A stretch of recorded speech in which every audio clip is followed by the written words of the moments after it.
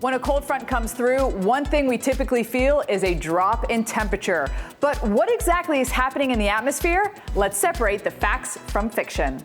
In the simplest form, a front is a transition zone between two air masses. There are four common types of fronts: occluded, stationary, warm, and cold.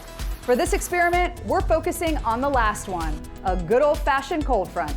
To kick things off, let's play one of my favorite games. It's called Find the Front.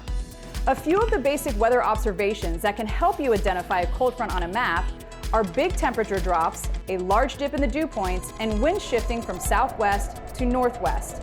Once identified, draw a blue line with triangles pointing in the direction the cold air is moving. And now for the fun part, replicating what a cold front looks like in the atmosphere.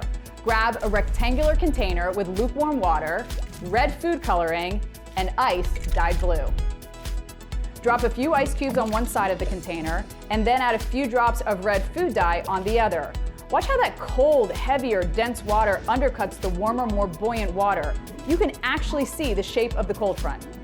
The atmosphere is fluid just like water, so this gives us a good idea of what's happening around us when a cold front comes through.